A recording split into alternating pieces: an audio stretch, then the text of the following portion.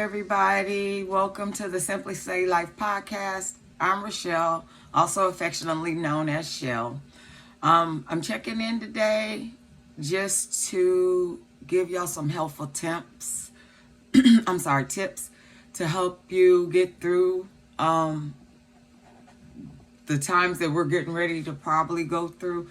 Hopefully, we won't hit a recession, but it looks like it may be going in that direction.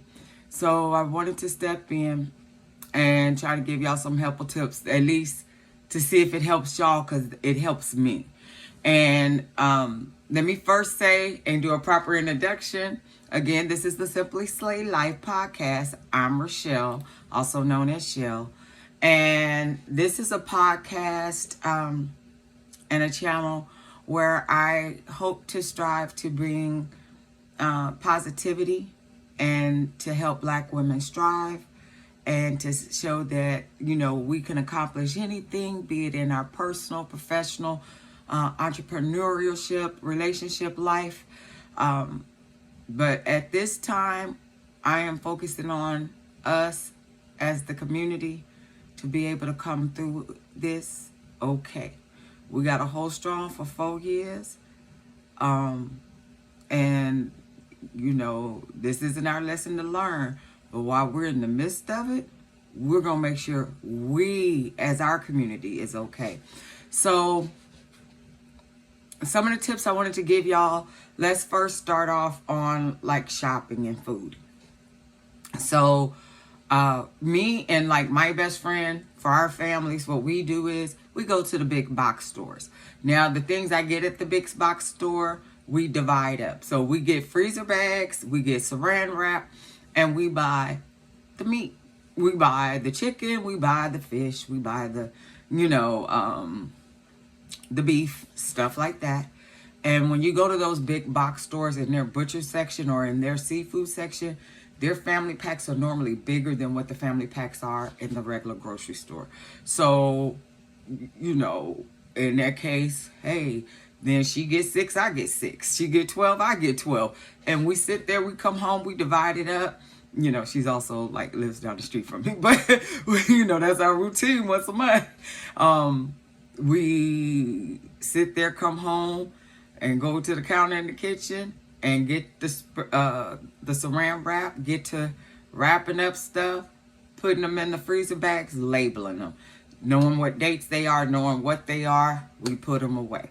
Now, we also both invested in deep freezers, right? So if you can right now, because I had mine since I had an apartment with the pandemic when it first hit before I got my house.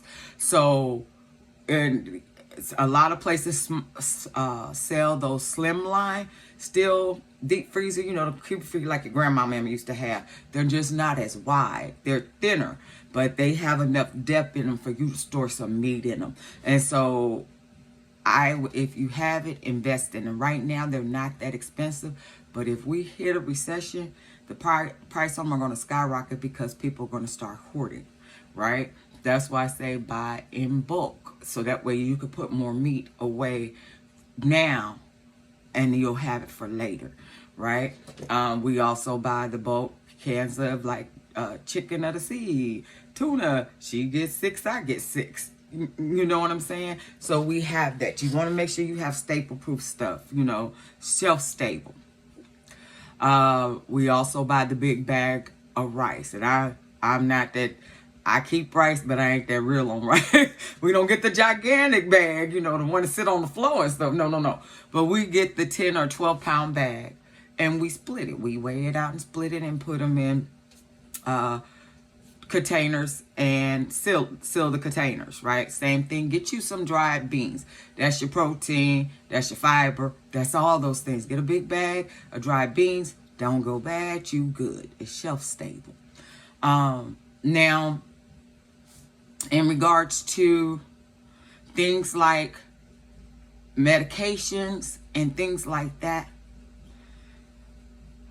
because my understanding is it was signed into, so medication prices may be going up versus what was on the cap from when the previous administration was in office.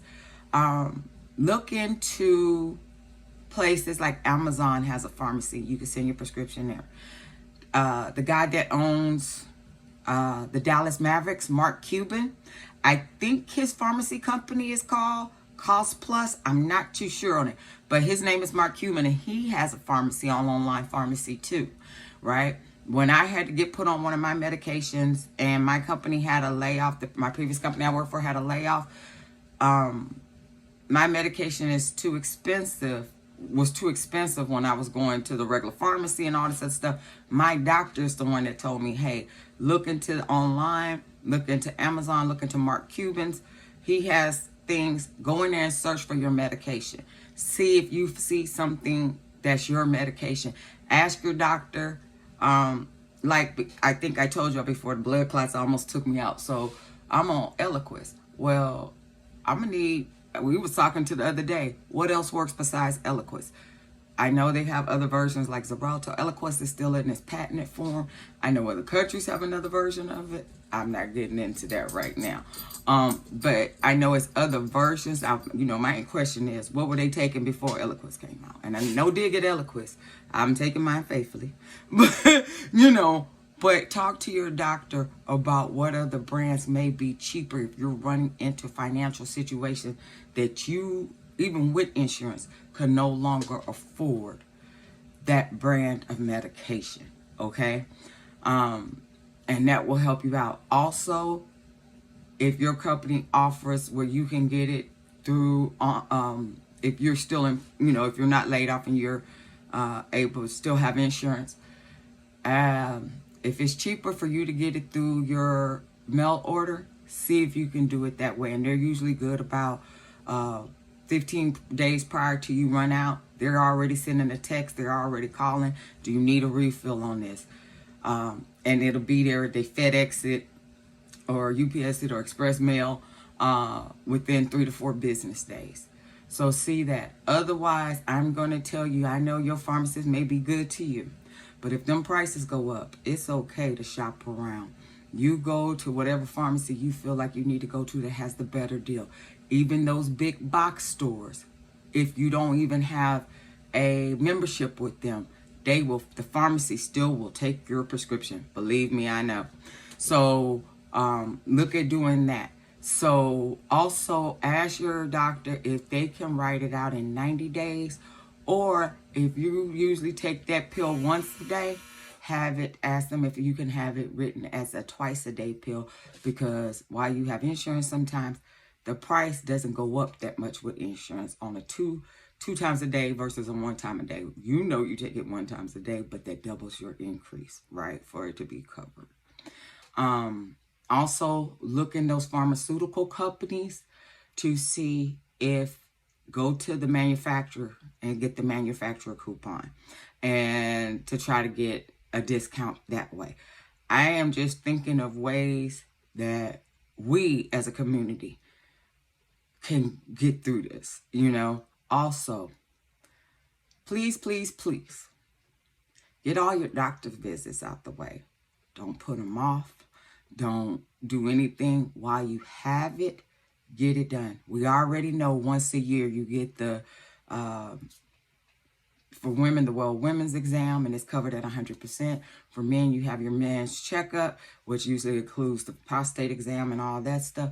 Get that done because it's covered at 100%. Get the things that you know that you need completed. For anybody who does happen to get laid off, my prayers go out to you. We are all in this together. Know that usually your insurance is good to the end of that month. So if you got laid off around the 10th, usually your insurance is good till the 30th, 31st, whatever the last day of that month is. If they laid you off closer to the end of that month, it's still only good to the end of that month. So, that's why I say get your dentist checkups in, get your regular medical checkups in, so you know what's going on with your body before anything's happened. And, heaven forbid that, something does happen, you are prepared. You have medication. You have been seen by the doctor. You have, things like that. But we're going to hold off. We're going to hopefully that's not happening I only say that because I come from the government sector before I went back to the private industry. So a lot of my friends are going through this process right now. And, they got families, they got mouths to feed, they just themselves. So, and I've had a couple of people reach out to me, hey, what do you know about insurance? What do you know about this?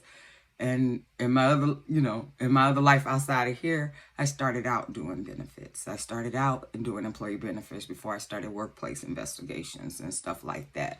ADA accommodations, FMLA, just regular medical, dental, explaining that for the employee 401ks, things like that. So I am just offering y'all some advice that I would give anybody that I take upon myself personally. Also, another thing is household items. I ain't telling y'all to raid the places to be like they was hoarding during COVID. But get a couple of extra bags of stuff. Get a couple of extra bottles of detergent or boxes of detergent. Get a couple of extra boxes of tissue, a couple of extra boxes of napkins. Get a couple of extra cases of water, and work on making sure you have, and I know it's hard to say, 3 to 6 months of an emergency savings. If you can't do 3 to 6 months, at least start putting away 1 to 2 months of your rent and your electric. Something, right?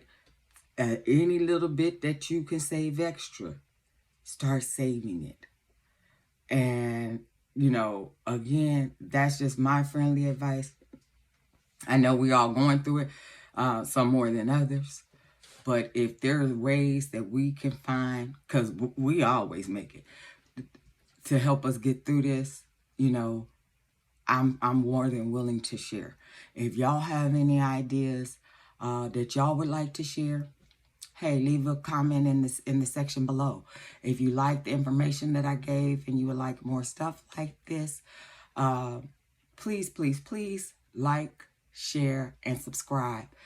I'm Shell, and I hope y'all enjoyed this. And thank you for watching the Simply Slay Life podcast. Y'all have a great day. Bye.